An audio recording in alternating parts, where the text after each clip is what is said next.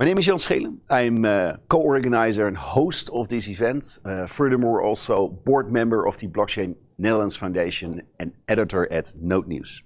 Now, how can you engage in the upcoming sessions? As mentioned, we will have different dialogues with thought leaders from all over the world, and we would love you to also engage in these conversations.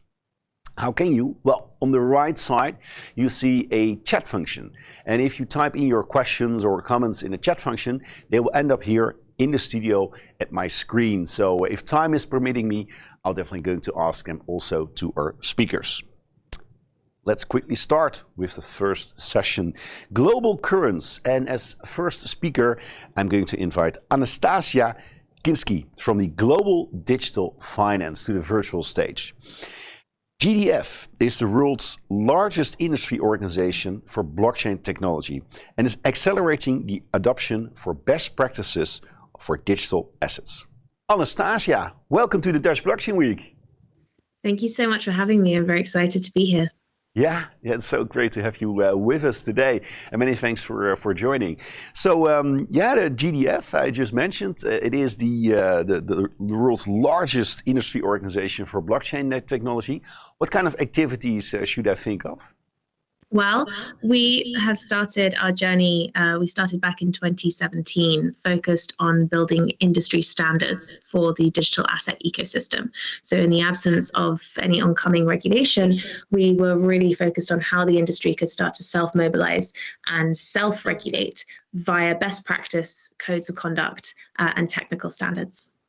Self-regulation, yeah, I mean, that's one of the things that has been quite on top of mind of a lot of people in the past weeks, right? I mean, to quote CZ, founder and CEO of Binance, the industry for cryptocurrencies has been seen a setback of 2 years with the latest scandals. So, yeah, I guess this self-regulation, is it really working out? What do you think? Well, I mean, first of all, I do want to say that, from GDF's perspective, we were very much disappointed by the FTX bankruptcy and the impact that this is having, particularly on customers, their counterparties, and overall market integrity.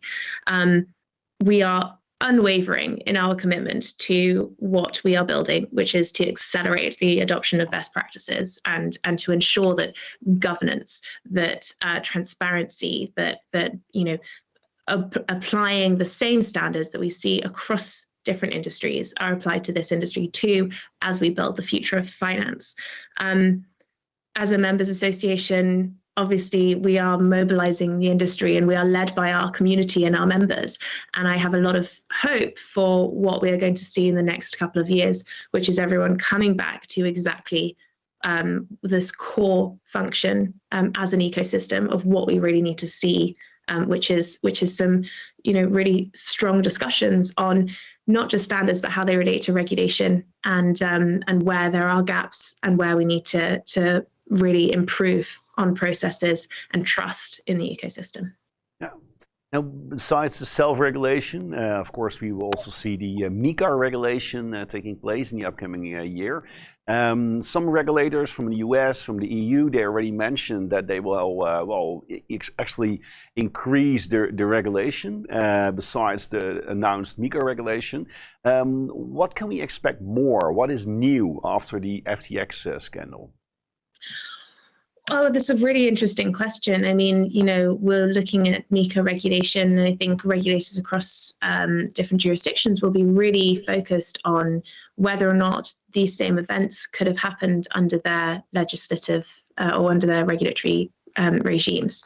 It is worth remembering that actually FTX was a regulated entity.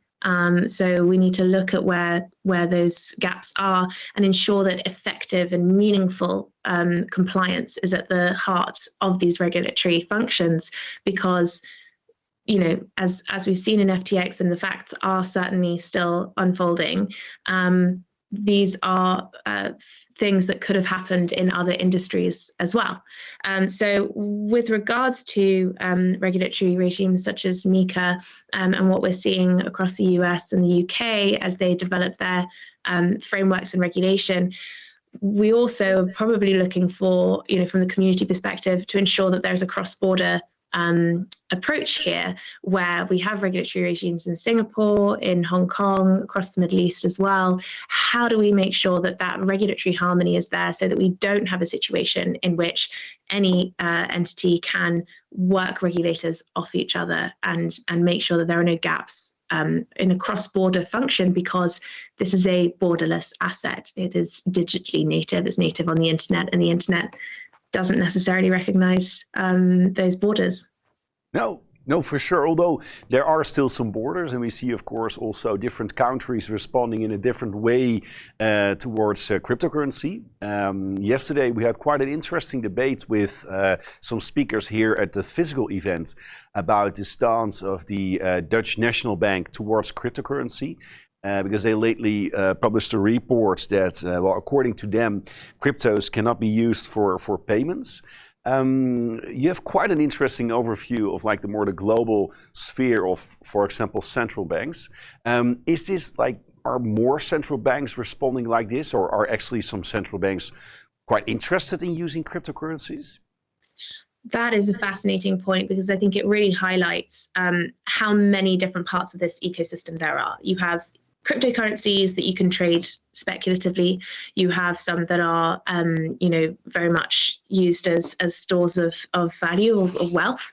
And then you have digital assets, and you have the decentralized financial market infrastructure. And within that, you have CBDCs, you have, tokenized commodities, tokenized real estate, a whole spectrum of the financial system that is being built here. From the perspective of central banks, of course, it's worth noting that the EU really ramped up its focus on cryptocurrencies and regulation, crypto and digital asset regulation, as Facebook's, or now Meta's, Libra started to develop their proposition and propose that they would bring that into the EU. Not to say that that's how they started, but that is, I think, one of the accelerators. From the perspective of central banks, I think there is a lot of exploration going on. We see the BIS, the Bank of International Settlements, certainly focused on this, and they are leading a lot of projects on CBDCs, what their impact would be and what they should look like, with a view, I suppose, of them being an alternative to privately issued coins for the purposes of payments.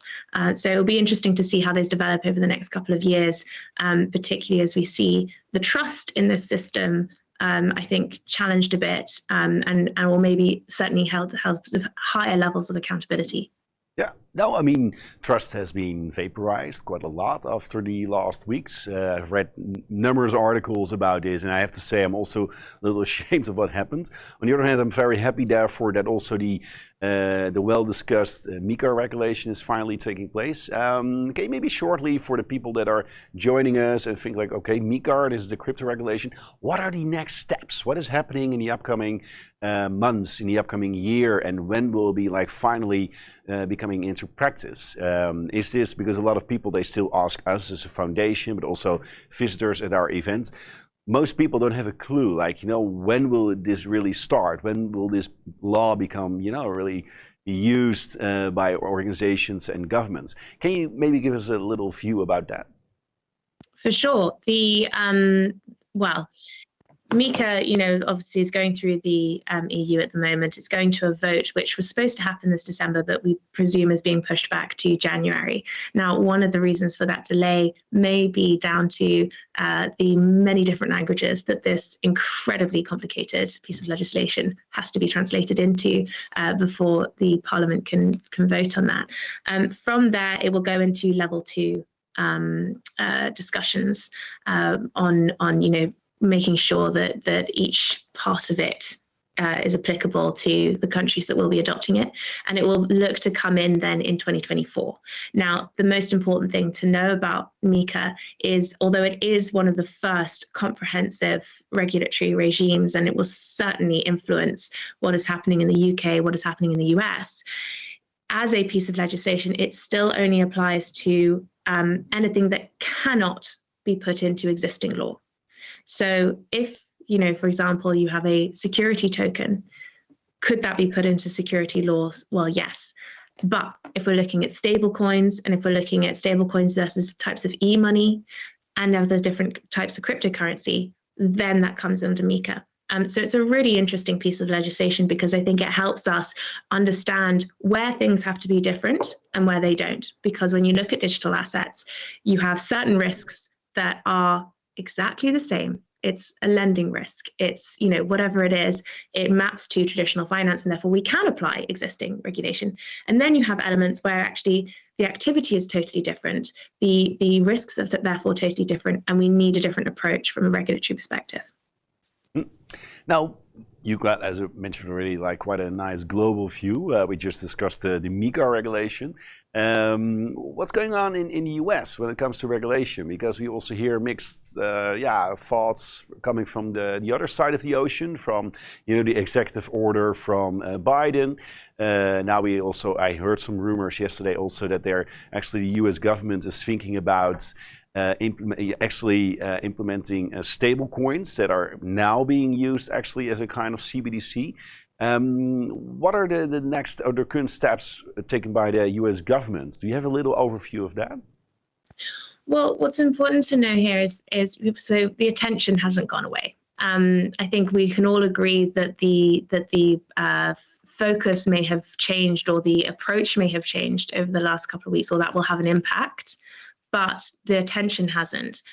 Towards the beginning of the year, we had the executive order, which set out President Biden's path towards regulating digital assets. We've had a lot of focus from Yellen. We've had a lot of focus from across the different houses on the SEC and how it will regulate. But of course, in the US, we have this separation between those who regulate securities and those who regulate commodities via the CFTC. Now, that poses a really interesting question in the digital asset space because everyone wants to know what does and does not count as a security. So what we're seeing here is, as these things unfold, even more pressure being put on to determine that. A little bit of a disconnect, I would say, between those who believe that actually the regulation is very clear and the registration is very clear, and those, I think, across the industry where there is some who argue that actually a lack of clarity is putting the industry in a really precarious position. So I do believe that we will see further clarity and further regulation coming from the US over the next 6 months. But I would say that actually I expect there to be further movement in the UK, where perhaps a year ago, actually we were seeing the US and the EU as the top two jurisdictions who were going to make very important movements. The UK has just shown itself to be putting a really big spotlight on this digital asset space and the role that will play in digitizing the city of London. And I actually think that with MiCA oncoming, there will be faster developments here in the UK, perhaps, than in the US. Yeah.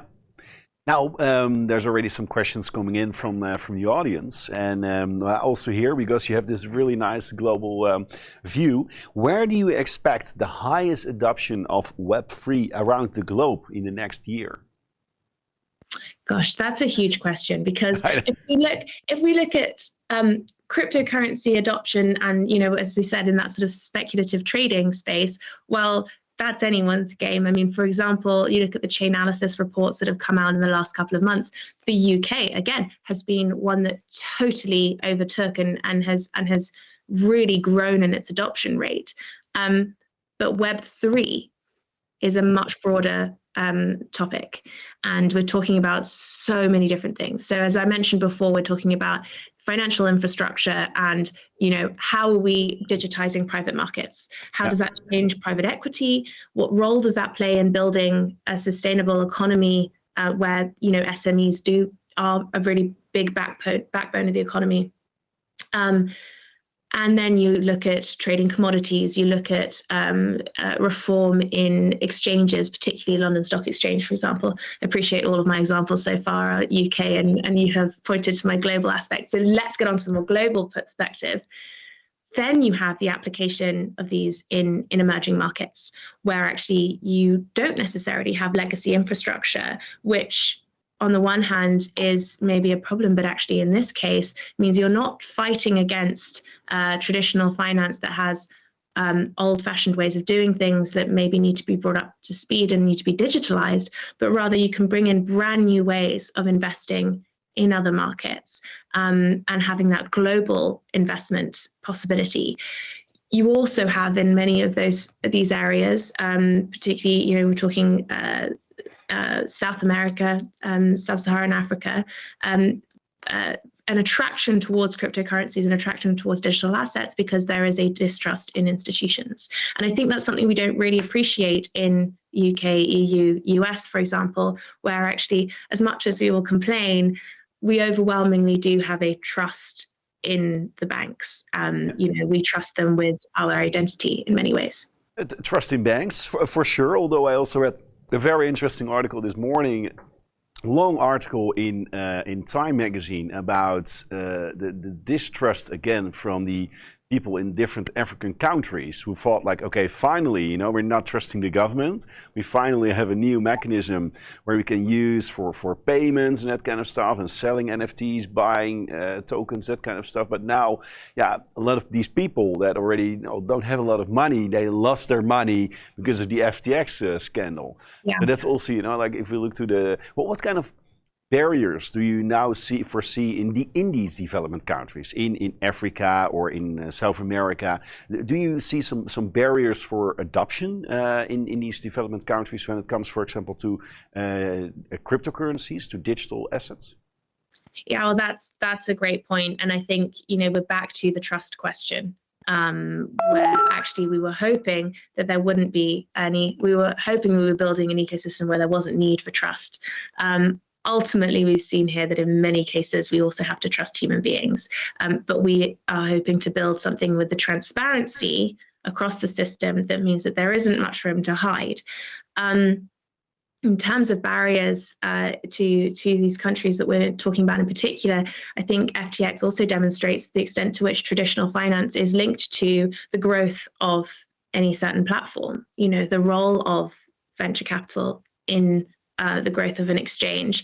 And while there is a disconnect here in terms of building and in terms of who you're building for, perhaps that is in itself a barrier because, again, traditional finance has not been good at bridging between different markets where there isn't that legacy infrastructure. So that may be a barrier in itself. And then when it comes to the trust question, I think it's worth keeping an eye on what happens in the DeFi space here, because up until we pointed towards FTX and CeFi as being the problem, there was a big conversation over DeFi protocols, trusting the code, and then which DeFi protocols count as decentralized.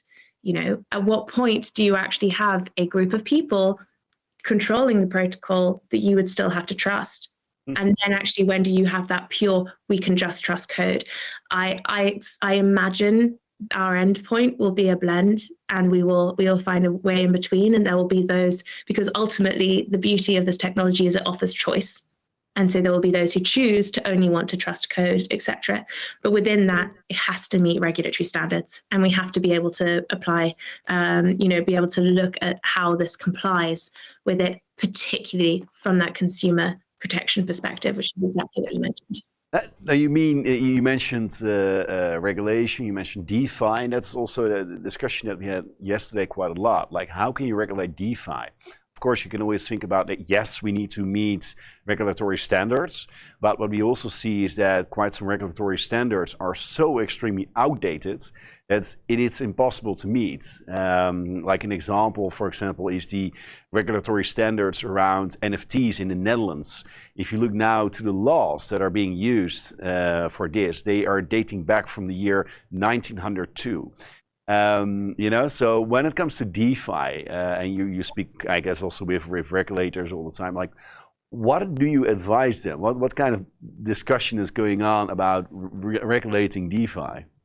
Well, it's exactly that point of how do we find the balance between if the principle and what is the principle of the regulation? When we apply securities law, it's not just there to call something a security. It's there to apply certain principles of transparency, of everyone understanding what is happening and who has the responsibility of making sure that the investors understand what's going on. when we look at regulation and we consider what the principles are behind it, we need to keep those principles. But I think you're right. Sometimes DeFi proposes brand new activity. And I want to highlight, not all the time.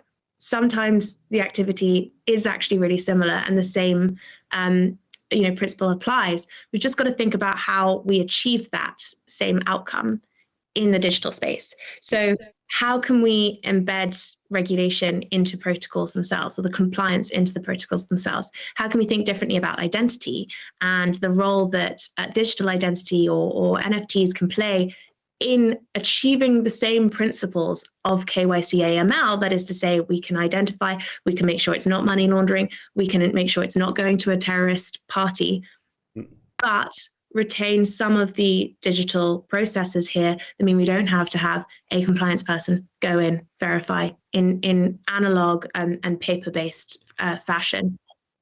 And we're speaking about these steps, and that's another question from the audience. Is there any concern you have in particular that this regulation can stop all the innovation and the mass adoption?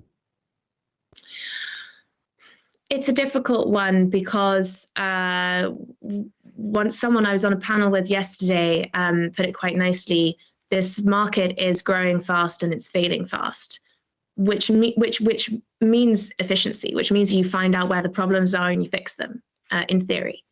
That needs to happen without a lot of people getting hurt. And so we are always, as GDF, we have always been pro-regulation. We've been looking for the right regulation and we've been looking for the most effective regulation. But ultimately, all of these things, A, have to happen in an ecosystem where people are protected and the market integrity is protected.